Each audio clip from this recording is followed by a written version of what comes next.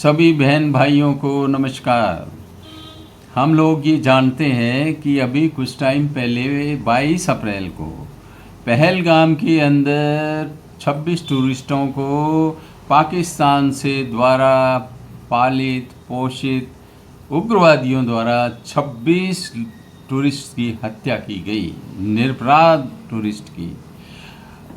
भारत ने इसके बदले में जब 9 साइट्स के ऊपर जो उग्रवादियों की शरण स्थली थी पाकिस्तान में, उन पर हमला किया। अब हमला किया तो एक समझदार यदि देश होता तो उसे समझ में आना चाहिए कि भारत ने हमला जो किया है वो उग्रवादियों के ठिकानों पर किया है। उसने कोई सिविलियंस के ऊपर नहीं किया। उस भारत ने कोई मिलिट्री प्रतिष्ठानों या कोई अन्य प्रतिष्ठानों पर नहीं किया। मतलब भारत की मंशा इस युद्ध को बढ़ाने की नहीं थी। लेकिन ये हमारा पड़ोसी जिसको युद्ध का बड़ा शौक चर्राया रहता है और ये हर चीज़ की भद्द पिटवाता है। 2025 में तो ये चाइना की टेक्नोलॉजी की भद्द पिटवा रहा है और उसके JF-17 वगैरह गिर रहे हैं और उसका डिफेंस सिस्टम भी पिट गया।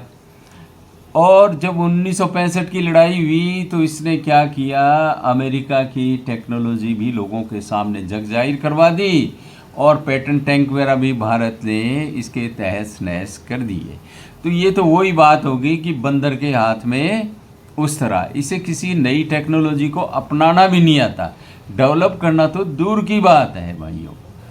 S-400 जो भारत ने रशिया से खरीदे, अमेरिका के विरोध के बावजूद वो इतने इफ़ेक्टिवली काम में आ रहे हैं इस लड़ाई के अंदर कि 100% एक्यूरेसी से उसे काम में लिया गया है।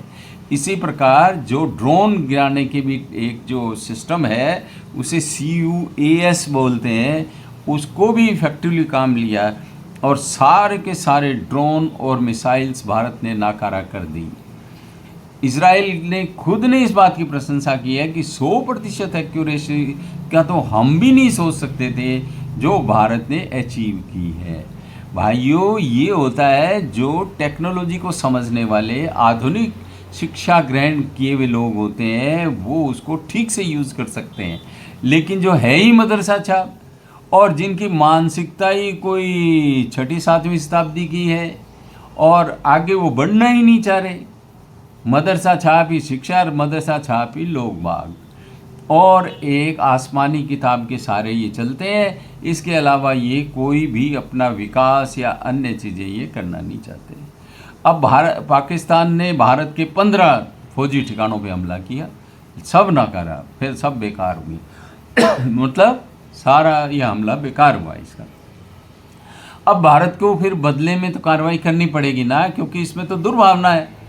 भारत ने जो किया वो तो उग्रवादियों के खिलाफ था। अब भारत ने फिर इसका जवाब देना चालू किया तो लाहौर में, सरगोदा में, कराची में, सियालकोट में, भावलपुर में, फैसलाबाद में, पता नहीं कहाँ कहाँ इसके बड़े बड़े शहरों पे हमला कर दिया। कराची के ऊपर तो इसका हमारे विक्रांत ने हमला किया है। जब 1971 की लड़ाई हुई थी तब भी कराची के बंदरगाह पे जो इनके फ्यूल डिपो थे वो जलते रहे थे कोई 10-11 दिन तक, और अब फिर इनकी यही हालत हो गई है। और फिर इसकी हालत तो देखो भाई, भारत ने एक हमला किया उग्रवादियों पे तो तुम भाई चुप रह जाता, जैसे अमेरिका ने भी सलाह दी थी इसे, और चुप इसलिए भी रह जाता कि भाई अन्ना घर में नहीं दाने और अम्मा चली बुनाने, आटा है नहीं। और इधर KPK वाले लड़ रहे हैं, BLA वाले लड़ रहे हैं, बलूचिस्तान वाले, और जो पाकिस्तान ऑक्यूपाइड कश्मीर है वहाँ के लोग भी विद्रोही हो रहे हैं। फिर भी पंगा लेना।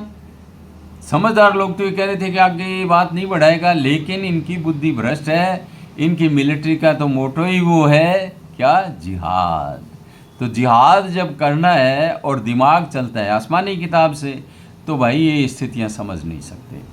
अब फिर देखो कि इन्होंने चाइना की ओर मुंह देखते हैं, कभी किसी की ओर मुंह देखते हैं। तो चाइना ने कहा भारत भी हमारा पड़ोसी है और हम उग्रवादियों की निंदा करते हैं। और चाइना से क्या उम्मीद करते हो भाई, उन्होंने तो उइगर मुसलमानों के अंदर भूस भर रखा है, तो तुम तो बनते हो मुसलमानों के अलंबरदार और मुस्लिम जगत के बने हो ठेकेदार। तुम कहते हो इस्लाम का किला है पाकिस्तान, तो चाइना में जो उइगर मुसलमानों के ऊपर, लाखों मुसलमानों को जो नमाज नहीं पढ़ने दे रहे, जिनको दाढ़ी नहीं रखने दे रहे, जिनकी मस्जिदों को टॉयलेट बना दिया और पता नहीं क्या क्या जुल्म किया है, तो भाई तुम उसके ऊपर क्यों नहीं बोलते? तुम्हारा दोस्त है तो कुछ भी करे, और उसने चाइना तो तुम्हारे साथ, तुम्हारे लिए तो लड़ेगा नहीं, वो तुम्हारी इतनी दिमाग काम नहीं करता। और फिर क्या है, अपनी लड़ाई दूसरों से। ये पाकिस्तानी पंजाबी जो है ना, इनका है ये, या तो पश्तूनों को आगे कर देना, बलूचों को आगे कर देना। सिंधी तो बेचारे सीधे साधे होते हैं, तो वो वैसे भी नहीं लड़ते, तो सिंधियों की तो ज़्यादा है नहीं, मिलिट्री में खुद भरे पड़े हैं और सारी वहाँ पाकिस्तान के रिसोर्सेज को लूटते हैं, और लड़ाई करवाने के लिए ये बलोच और पश्तून वगैरह अब उन्होंने हाथ खड़े कर दिए। उनकी तो खुद की लड़ाई चल रही है, वो कह रहे हैं भाई हम नहीं अब तुम्हारे लिए लड़ते, अब तो तुम अपनी ढीली पेंटें खुद ही संभालो, पेंटें उतरवाओ खुद ही, और ये उतरवा के मानेंगे, ये मैं आपको बता देता हूँ। अब क्या है कि इनकी ये हालत देखो कि नमाज जनाजा होना है, उग्रवादियों का हमले में मारे गए, तो उनका नमाज जनाजा होना है, तो वहाँ इनकी आर्मी के लोग खड़े हैं, पुलिस वाले खड़े हैं, मौलवी तो वो पढ़ाएगा ही पढ़ाएगा। तो क्या है कि इससे साबित होता है कि इनका नेक्सस है, किसका? पाकिस्तानी आर्मी, आईएसआई, टेररिस्ट, ये सब, और मौलवी वो तो खैर है ही इस मिट्टी के बने हुए। हर गली में तो मस्जिद है, हर गली में मदरसे हैं, तो भाई वो सारे दिन क्या काम करेंगे? यही करेंगे, जिहाद करेंगे, और क्या करना है उन्होंने। और फिर इरादा ये है कि सारी दुनिया को पहले मुसलमान बनाएंगे, और फिर क्या होगा कि जब सारे मुसलमान बन जाएंगे तो क़यामत आएगी, फिर क़यामत आएगी तो ये कब्रों में से उठ करके अल्लाह मियाँ के सामने हाज़िरी देंगे, और फिर इनका न्याय होगा। अब ये जियोपॉलिटिकल सिचुएशन जो आज की तारीख में बन रही है, वो ये है कि भारत तो पीओके पहले से ही चाहता था, तो अब भारत को पीओके ले लेना चाहिए। अब इस लड़ाई को रोकना भी नहीं चाहिए, क्योंकि ये गॉड सेंट अपॉर्चुनिटी है, ऐसे हमारे पास सही कारण है लड़ने का। पीओके हमें ले लेना चाहिए, बलूचिस्तान और केपीके को आज़ाद करवाना चाहिए, ताकि ये झगड़ा ही निपटे। और जब कभी सिंधियों में दम होगा तो वो लड़ करके अपना जो है देश अलग से ले लेंगे। तो भाइयों, इसलिए अब और देखो इनकी समझ, देखो आप, इस लड़ाई के माहौल में इन्होंने कसकौल ले लिया। कसकौल मतलब भिक्षा पात्र, और अपने जो खैर ख्वाह है उनसे पैसे भी मांग रहे हैं। अब बताओ तुम्हें कौन देगा पैसे? अरे लड़ाई में तो तुम हो, वापस तुम लौटा नहीं सकते। कसकौल लिए पहले से घूम रहे थे वो कसकौल, अब हाथ में संभाल लिया, और अब बताओ तुम्हें कौन देगा? योगी जी जो हमारे फायर ब्रांड नेता है, वो ये कह रहे हैं कि तुम अपने अस्तित्व के लिए तरसोगे, पाकिस्तान का अस्तित्व नहीं बचेगा यदि वो इन्हीं रास्तों पे चलता रहा, और हथियार अभी डाल दो या ठहर के पेंटे उतर रहे तुम लोग। अच्छा, इनकी हालत ये देखो, अफवाहें फैलाने वाले इनके जिम्मेदार लोग हैं। इनके डिफेंस मिनिस्टर पाव वाले बम वाला तो है ही इनका एक पुराना मिनिस्टर, हम जानते ही है उसे। और बाकी क्या है, इनका प्राइम मिनिस्टर शहबाज शरीफ, वो बोलता है इनके संसद में, वो कहता है कि 80 जहाज़ों ने हमारे पे हमला किया। अरे तो 80 जहाज़ें किसने गिन ली भाई? पहले तेरे ऐसा मैकेनिज़्म होता तो तुम वैसे ही रोक लेते ना। फिर कहते हैं कि हमने 5 गिरा दिए उसमें से।